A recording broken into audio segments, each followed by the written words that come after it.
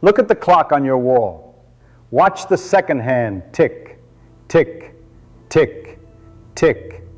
You are currently traveling through time. You are moving into the future at a rigid, undeniable speed, 1 second per second. But what if you want to go faster? What if you want to skip ahead and see the year 3000? Or what if you want to hit rewind, go back, and fix the biggest mistake of your life? For most of human history, time travel was just a fantasy, a story for comic books. But in the 20th century, physicists looked at the math of the universe and they realized something terrifying. Time travel isn't a fantasy, it is a fundamental feature of reality.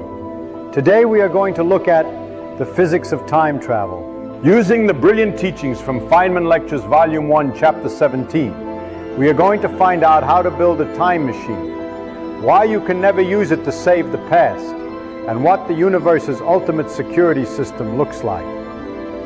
Let's start with the good news.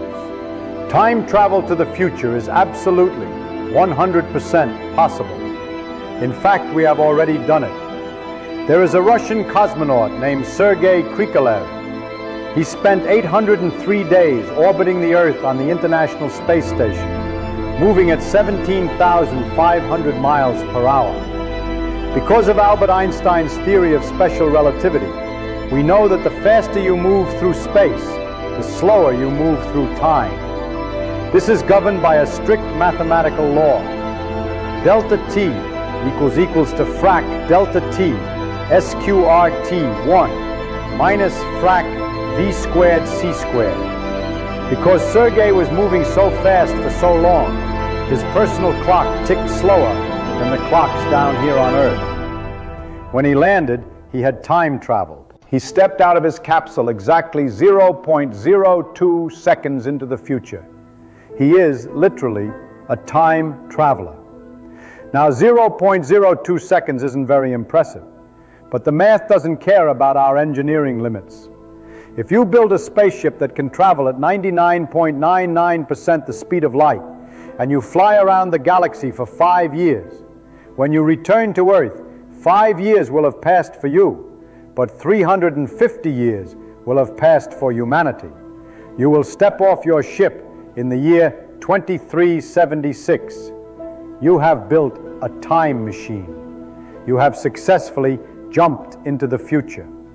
But here is where the dream turns into a nightmare. You look around the year 2376. You don't like it. You miss your family. You want to go back. You get back in your ship and you try to fly in reverse. Can you do it? Can you travel to the past? Richard Feynman says no. And he explains why, using something called a space-time diagram, or a light cone. Imagine a graph. The vertical line going up is time. The horizontal line going left and right is space. Right now, you are sitting at the exact center of this graph. That center point is called here and now. If you shine a flashlight, the beam of light moves outward through space as it moves upward through time. It creates a V shape on the graph. If you spin it around in 3D, it looks like a cone. This is your future light cone. Everything inside this cone is a place you can travel to, or a thing you can influence. It is your possible future. Below you, pointing downward, is your past light cone. Everything inside that bottom cone is the history that led to you. The light from distant stars, the text message you got 5 minutes ago, all of it falls inside this cone. But look at the graph. Look at the empty space outside the cones, to the left and to the right. Feynman calls this region the elsewhere. The elsewhere is the graveyard of time travel. To get from here and now to the elsewhere, you would have to draw a line that is flatter than the beam of light. You would have to travel faster than the speed of light. Why does the universe forbid this? Why is the speed of light the ultimate cosmic speed limit? It's not because light is special. It's because the speed of light is actually the speed of causality. It is the maximum speed at which cause can lead to effect. If you drop a glass, it shatters. Cause, dropping. Effect, shattering. The cause must always happen before the effect. This is the bedrock of logic. Without it, the universe makes no sense. But relativity tells us that if you can move faster than light, if you can step into the elsewhere, the order of events breaks down. To certain observers in the universe, if you travel faster than light, you appear to arrive before you left. You would see the glass shatter on the floor and then see yourself dropping. If you can travel faster than light, you can travel back in time. And if you can travel back in time, you create paradoxes. The famous grandfather paradox. You travel back in time to the year 1920. You accidentally run over your own grandfather with a car before he meets your grandmother. Because he dies, your parent is never born. Because your parent is never born, you are never born. But if you were never born, who was driving the car? The universe hates paradoxes. Nature demands logic.